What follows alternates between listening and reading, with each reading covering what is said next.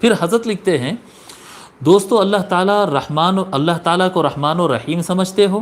بے شک وہ رحمان و رحیم ہے، مگر وہ مالک و رازق بھی تو ہے۔ آپ کو معلوم ہے کہ غلاموں اور خادموں کا نفقہ آپ پر واجب ہوتا ہے۔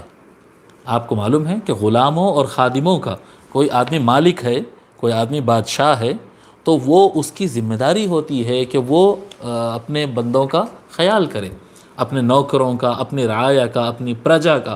جی، راجا کی ذمہ داری ہے کہ وہ پرجا کے خیال کرے۔ تو جو مالک ہوتا ہے وہ اپنے پرجا کو کھلاتا بھی ہے، پلاتا بھی ہے، ان کو ڈیوٹی بھی دیتا ہے۔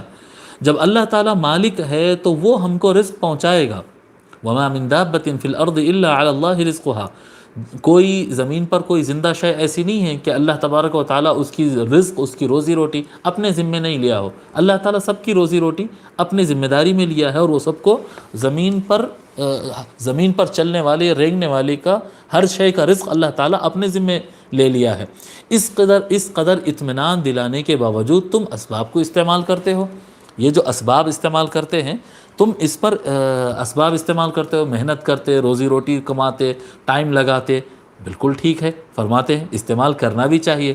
جی، استعمال کرنا بھی چاہیے، مگر مسئلہ یہ ہوتا ہے کہ کسی شے کو استعمال کرنا اور کسی شے پر اعتماد کرنا، کسی چیز پر بھروسہ کر کے اعتماد کر اس پر متوکل ہو کر بیٹھ جانا ایک الگ چیز ہوتی ہے۔ توکل اور اعتماد اللہ تبارک و تعالیٰ پر کرنا ہوتا ہے۔ توکل اللہ تبارک و تعالیٰ پر کرنا ہوتا ہے، اور اسباب کو اختیار کرنا ہوتا ہے۔ اسباب اختیار کرنا، کمانے کے لیے، کھانے کے لیے جو کام کرنا پڑتا ہے وہ کام کرنا ہوتا ہے، لیکن ساتھ ساتھ جو مالک کہتا ہے اس پر عمل کرنا چاہیے۔ مالک جو کہتا ہے اس پر عمل کرنا چاہتے ہیں۔